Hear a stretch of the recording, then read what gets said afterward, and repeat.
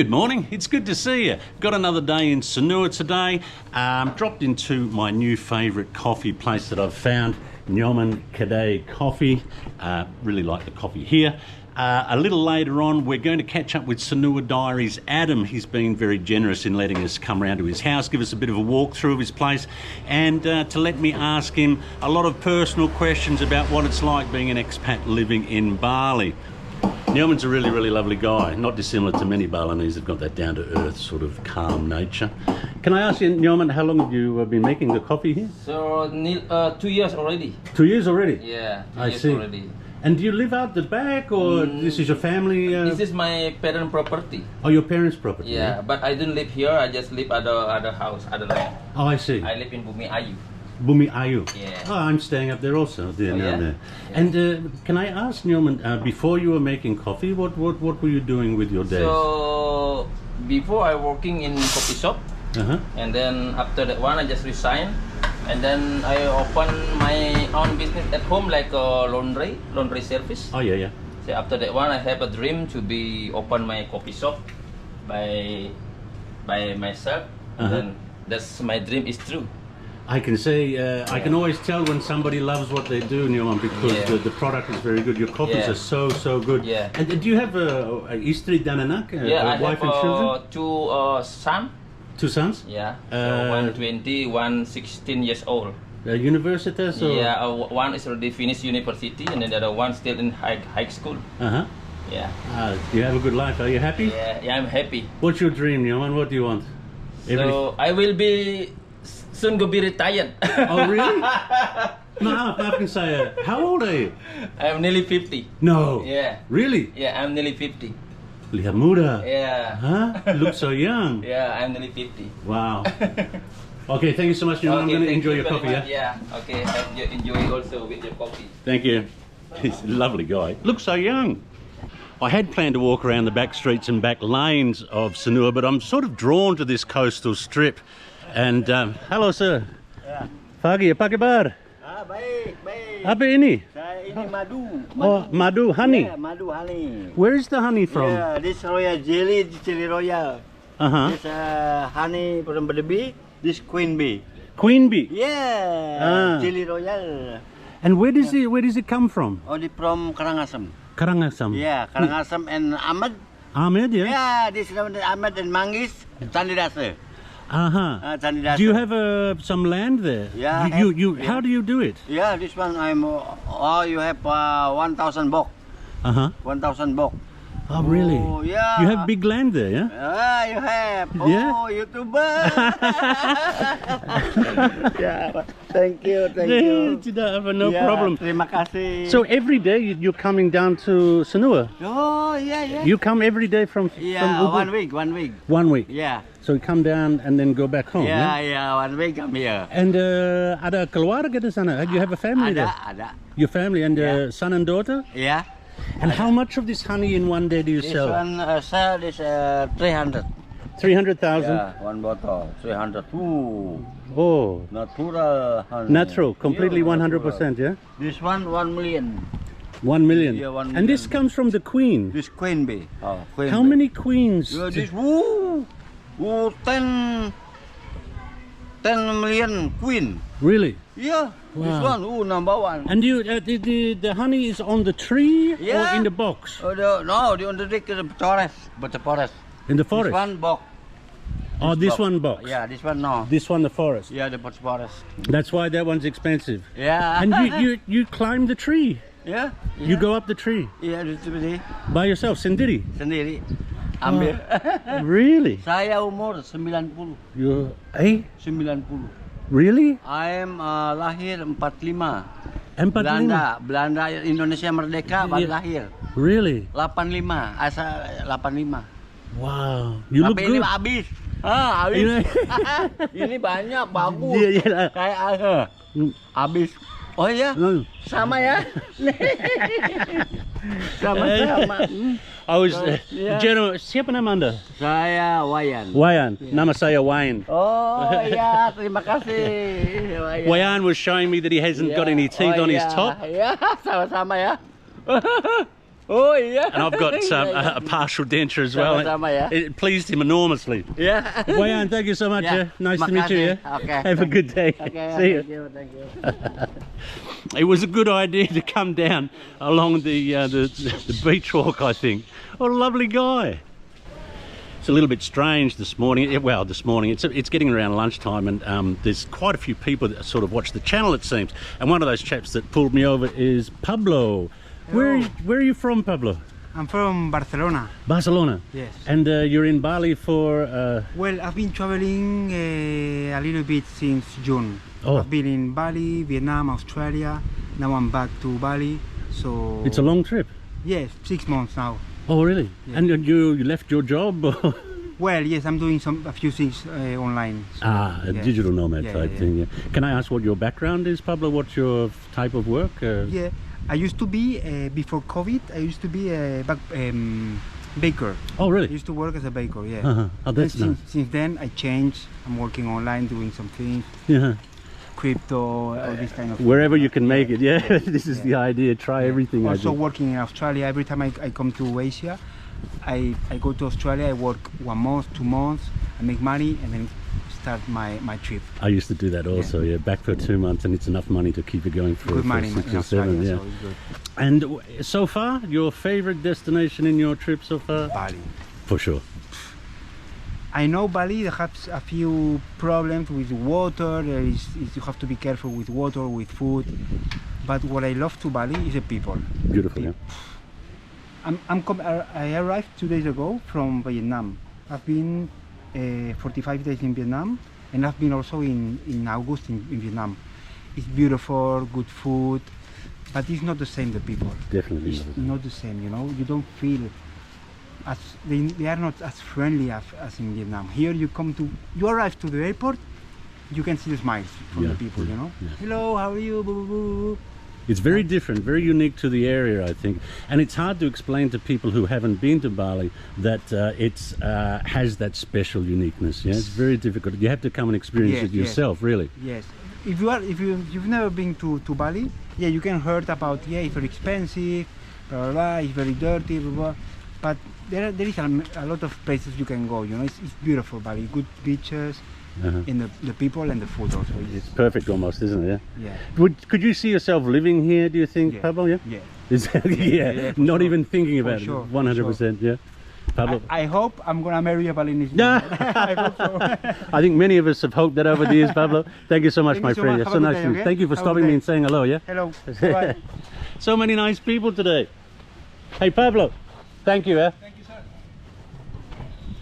I don't know. I've got a grin from ear to ear. It's when I have these encounters with people who share the same love and passion for places like Bali and other areas. It's contagious. It also brings back the initial waves of excitement that I had. I think you have to be careful, don't you, because you can become a little bit lackadaisical, or you can lose or forget what that initial attraction, joy and wonderment of a place is. And when you speak to people like Pablo, they kind of remind you their enthusiasm's contagious as well, and it's a good start to the day. Here's a door. We better get our door fix for the video. This one really is quite weathered and quite worn. I imagine it's probably quite pointless sort of painting these because with the being so close to the water, it would be worn. And let's stop putting the camera on me and have a look at the door. So yeah, it makes sense. Selamat pagi, siang. Makes sense to let them go, I think. I've just pulled in for a coffee. It's been a great morning. I'm here in a little warong. It might be a reasonably exclusive area on Sanur, along Sanur, but you know, there's still these little pockets of places that you can sit down and have a local coffee. It's been really good this morning in that I've met so many subscribers and people that watch the channel, and one of the discussions, one of the topics of conversation that came up this morning was airfares, and we were comparing prices. Being from Perth, we get a very, very good price to get to Bali. Other people have to pay more being on the East Coast, but I brought up the point that all of us should really get on our knees and thank AirAsia every day we fly, because I think it was 2007 AirAsia started flying into the Gold Coast, and by about 2010 they had a reasonable network. Prior to AirAsia coming in and offering real competition to the Australian airspace, I know I was paying on companies like Paradise Air and Indojet. You were paying $800, $1,000 to return to Bali, and depending on the time of the year, I've had one way to Bali recently, a few months ago, that was I think $140. I try to fly AirAsia as often as I can, because they were the first airline that really brought any competition to our skies, and I'm really grateful for that, you know. The owner of the little warong is kind enough to have a chat with us. Kutut, how long have you had your little warong here? Long time now? No, Sudah lama? belum 6 bulan. 6 bulan, 6 months? Yes. And before you had your here, what were you doing before? Massage. Massage? Yes. And this is better business? Yes. So. You seem to be happy, that's the most important thing, eh? And your keluarga, ada anak? Do you have children? Ada two grandsons. Chuchu. Have 2 grandsons. Oh, really? Yes. In Indonesian, the name for grandson is Cucu. Chuchu. Yeah, Chuchu. And how old are your son and daughter? The old son 7 years. The young son 8 months. Oh, 8 months. Yes. Oh, baru. Yeah. What's your plan, Kutut? What do you want? What's your dream? What do you want in life? Good life. Good life, be happy. Be happy. Simple. Yes. Thank you for the coffee, it's very good, yeah? Okay, you're welcome. I love these little chats, you know, it's just such a nice pace of life, a nice way to live, I think. This, I don't know, no particular plan, no goals, just sort of taking the day as it comes at you and chatting to people as you bump into them, you know. These guys are having a good chat. I remember when I was in Ubud about 2010, we first noticed these huge tourist buses coming into town, and predominantly full of 40-something-year-old women from the United States, and it took us a while to understand what was going on. And the book Eat, Pray, Love, followed by the Julia Roberts film, brought a lot of people to Ubud, and from that this healing industry erupted pretty much. Everyone was looking for their spiritual guide, or some way in which local Balinese spirituality or healing could help them. I was having a coffee there, and I found a master healer. This master healer is apparently quite famous, I'm told, by himself, and he's let me have a bit of a chat with him to talk about, he's actually working on someone now. Ooh, hati. You're a master healer, sir? Yes. How long have you been healing For a long time. Yeah? Yeah. More than 40 years. 40 years? Yeah. Here in Sanur? Or? Yeah. Oh, yeah. And where did you learn this from? I do meditation. Oh, meditation. It's a gift. Oh, it's a gift. Yeah. So from a very young age you knew... Yeah. I know how to diagnose and the point. How do you diagnose? Diagnose, I read the point from the hand. Oh, you read from like this one, yeah? Yeah, like this one. What is this man, what is his problem? Problem is a headache. Headache? Yeah. Headache, metabolism, meridian is closed. I see. The meridian is closed. So a bit stressed, a little bit. Are most of your customers or most of your patients, are they Western people? Western people. Western people. Yeah. What is your good name, sir? Suwana. Yes. Yes. And does anyone else in your family also a healer? Your son? My or? grandfather. Your grandfather was a healer? I'm a genetic of the generation of the healer. Okay. And you know what roots and leaves and... Yeah, they didn't let me know. I let them know. I see, yeah. I can read it. And if someone wanted to come and see you, how much is it for one? 40 baht. 40? $40. Australian dollars? Yes. And how long is that for? 1 hour. 1 hour? 1 hour. Very nice. Okay, thank you so much for your time. Welcome. Yeah? Yeah, Good luck. Thank you very much. Yeah. Thank you. Thank you. Nice to meet you. Good. Have fun. The smallest things amuse me. I see a coffee station here in one of the old petrol houses framed with these coral pillars. I think the beans are a little bit worn, a little bit old, but I like the idea. There's that Balinese playfulness again. There's definitely a different vibe to this beach walk in Sanur during the day. In the morning it's very, hello, selamat siang, apa kabar? Semua keluarga? Ya? Dari mana? Hah? Padang. Oh, jauh. Sumatera Barat. Barat ya? Sumatera Barat. Saya suka Sumatera. Hah? On the west coast. Oh, makan. No, sudah makan. Makasih ya. How long are you here for? How long are you staying? How long? Berapa lama di sini? Kalau naik mobil ada 4 hari 3 malam. Wow. Jauh. Kalau pesawat 1 hari. Aha. Pagi sampai sore. Mobil besar ya? Ya, oke. Oke, makasih banyak semua. Bye bye. Bye bye. They smiled and waved me over, so why not? What was I talking about? Yeah, so there's a different feel to it obviously during the day. In the morning it's a very subdued, quiet, peaceful. During the day there's obviously a lot more activity, a lot more families, and obviously a lot more people, Westerners coming out and about. And I imagine there's the evening vibe as well, so it's yeah, you could categorise it, I think, like many other places like this, as having the 3 stages of beach life: morning, day and night. I'm not sure I'll get here at night time to check it out, but you never know. Free of charge.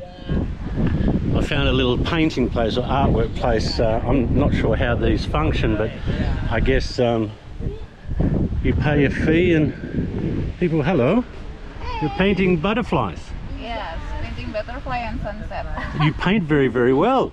Thank you. How long have you been painting here this morning? Or Almost from 10. from 10? It's already 3 hours. You must be having fun, yeah? Yeah. And do you normally paint at home, or Pardon me? do you paint at home or just painting here? No. Just here, just healing here. We're healing? Just healing. Oh, Yeah. chilling. Where are you from? I'm from Denpasar here. Oh, Denpasar, you're from Bali, yeah? Yeah. And this is your day off from work, yeah? Yeah. Can I ask what your job is? Just office work. Office work? There's nothing wrong with office work. Yeah. And you as well? Do you work together? Yeah. Yeah? And sorry, what was your name? I'm Isa. Isa? Yes. And you are? My name is Getty. Getty. Thank you so much, guys. Thank you. See you. Bye. See you. Bye-bye. Have a nice time. Everyone's so happy. I have to say, I can't remember ever being out on a walk and being stopped by so many viewers of the channel. To all those people that have come up to me on in Sanur today, thanks very much for introducing yourself and saying hello. I'm quite stunned by the amount of people that have taken the time to come up and say hi. During that course of meeting a lot of people today, the question came up twice from different people about what do I find the most difficult aspect of travelling full-time is, and yeah, maybe I could offer some insight into that. I have to lead in to this with the preface of I'm not whinging or complaining. I understand how very privileged I am to have the life that I have, to be doing exactly what I want to do. But it seems that it is of interest to some people as to what are perhaps some of the frustrations of being a full-time traveller or travel vlogger. The first thing that comes to mind for me is the travel bureaucracy. Recently I did a bit of a quick dash through a few countries, and the visas, the digital cards, the customs cards, the getting through immigration, there were some long waits at points there. The India visa application was 11 pages, if you don't mind, and when you're moving rapidly or quickly, you just feel that you're constantly having to do all this, you know, paperwork or online applications. And then there's the booking of hotels, and you're getting to a hotel room and it's nothing like how they've promoted it online. That's if you're not going back to places that you already know. So I think the perhaps the biggest frustration for me as a full-time traveller is having to contend with all that stuff that is a requirement, and you kind of get used to it, but in a perfect world there'd be a simpler way, perhaps some sort of chip that in some sort of document that you just touch on and it's all there.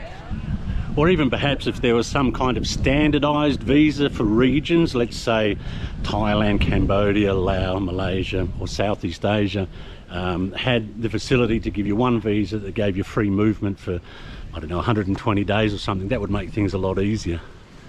I think another frustration or annoyance for me as a long-term traveller is actually sometimes other travellers. It doesn't happen often, but when it does, it kind of grinds my gears a bit. It's people that come to new places and they're culturally insensitive, or they're ignorant of certain cultural requirements, if you will. They haven't done any research as to what cultural norms are and what's expected, and haven't had any desire to learn anything about where they're staying, and so they can be offensive in their behaviour or what they're wearing. And look, I'm sure at times I've not realised what I'm doing might be perceived as being inconsiderate, but I don't know, for me, when I see people not giving any thought to where they are and any consideration to how their behaviour might affect others, that kind of bugs me a bit. Something else I struggle with a little bit is when I'm jumping around relatively quickly, you don't get the choice of flights you're taking. You might have to get on a flight at 5 or 6 a.m, so you're up at 2. So I very quickly and very easily drop out of circadian rhythm, which means I'm not sleeping for 8 hours. And if let's say I go to sleep at 10 at night and have to get up at 2, and I've only had 4 hours, I will automatically slot into this sleeping pattern of 4 hours sleep, then I'm awake, and then 8-10 hours later, 12 hours later, I'll sleep for another 4 hours. And this can happen for like a week. Recently into Nepal, I had one of those early starts, and for 5 or 7 days I was finding myself waking up at 2 o'clock in the morning ready to go. What are you going to do in Nepal at 2 a.m? There's nothing to do, so you're sitting around killing time, and you have to sort of really drag yourself out the next day to make sure you sleep through.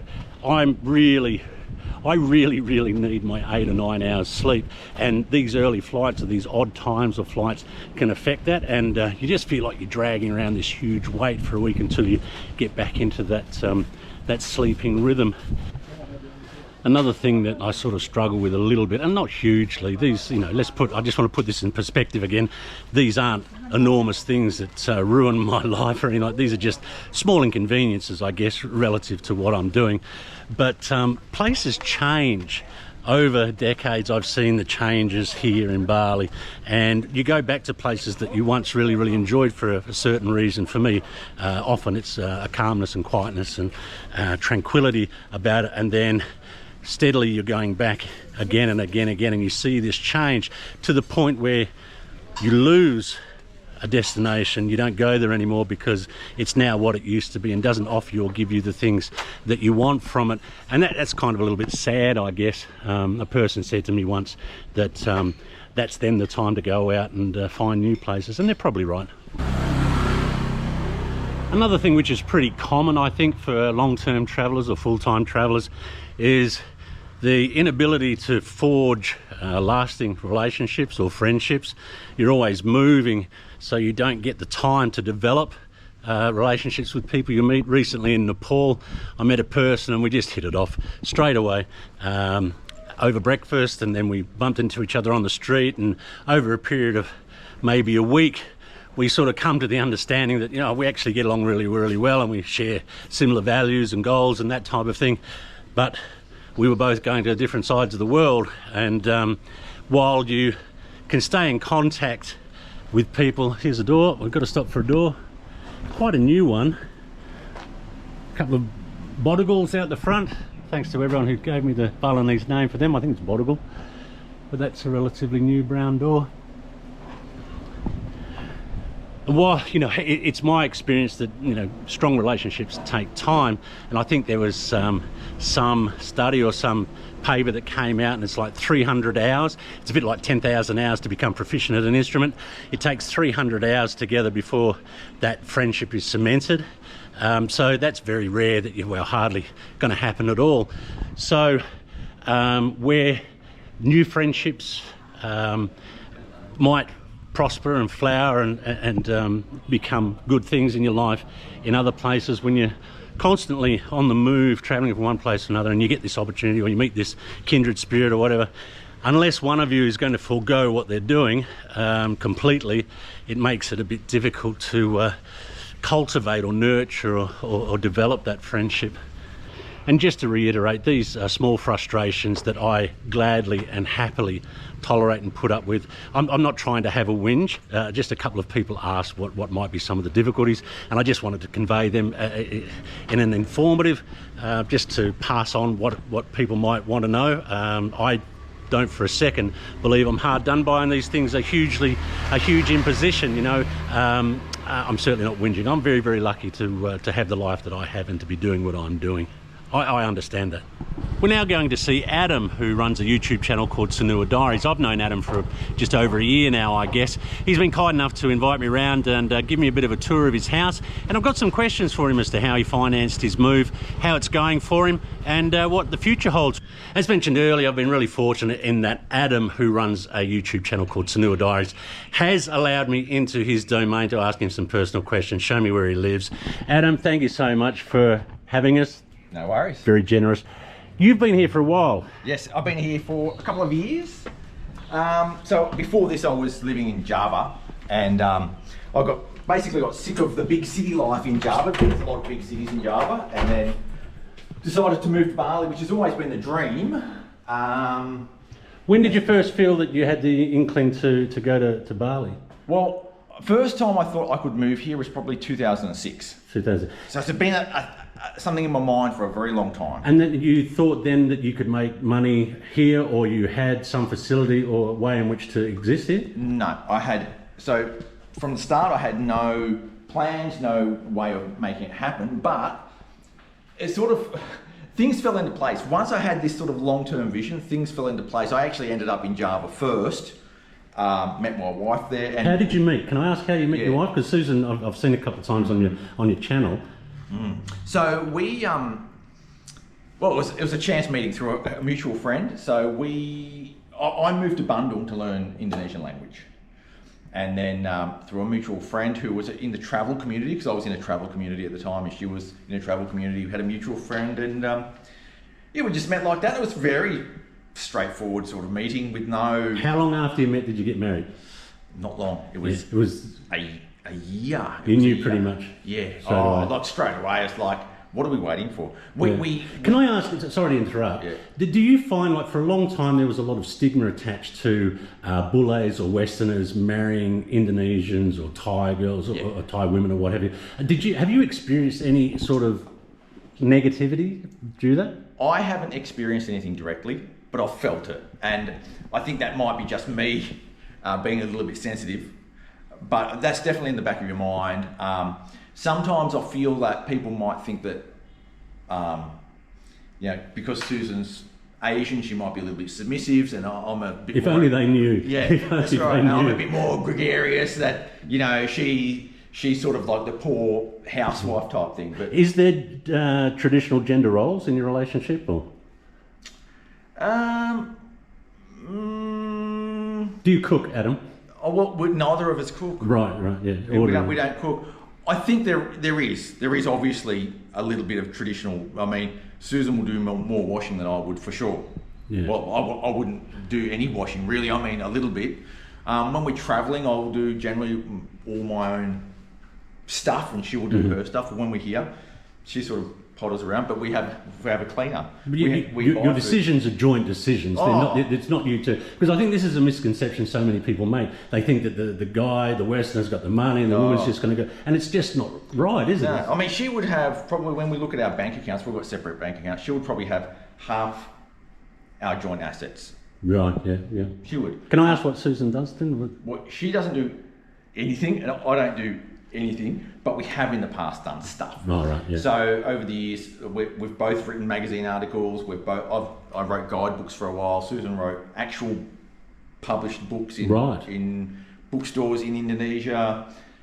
We've both done seasonal work in Australia a little bit as well, doing working harvests. So she's an independent woman. Oh, yeah. Yeah. So this misconception that Asian women are submissive or have to follow or adhere, it's just not right, is it? No, and it's it's a little bit frustrating really, because it's a bit demeaning to them as well. Absolutely. But she would never say anything about it, because she's polite.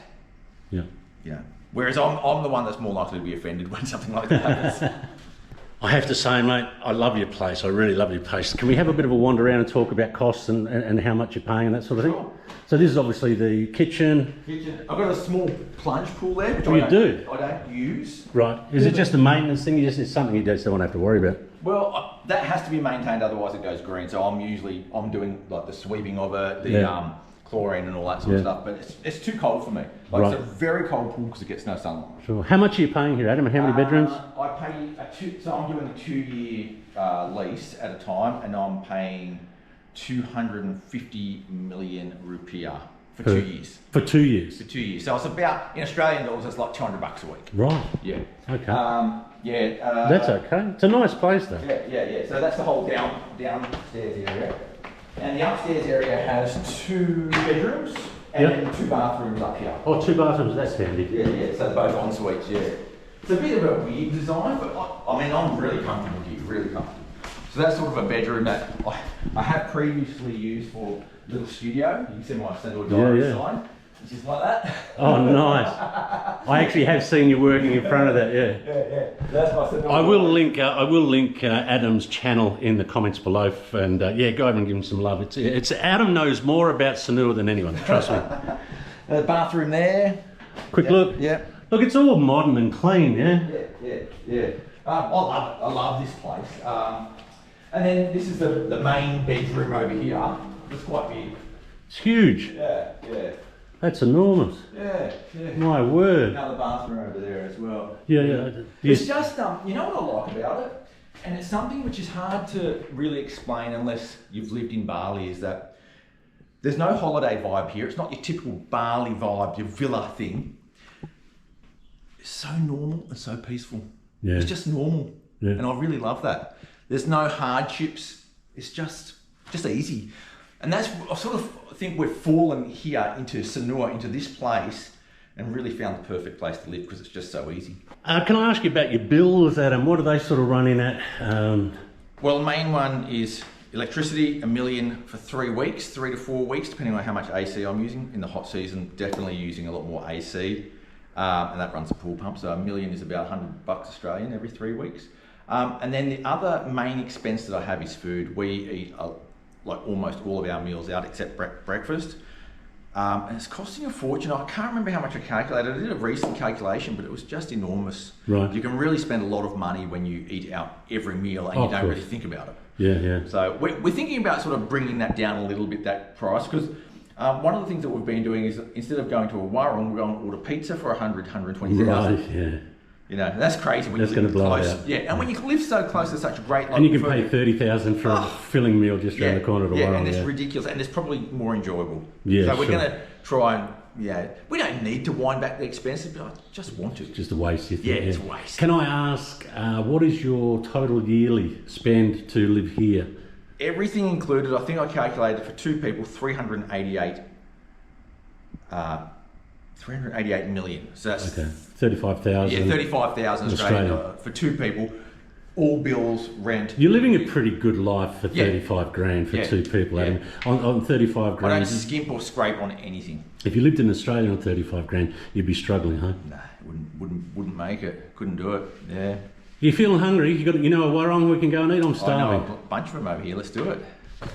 One of the benefits, of course, of hanging out with the guru of Sanur is you get taken to some places that are quite nice to eat. And this is just my kind of warung, to be honest, out in the rice fields. Beautiful.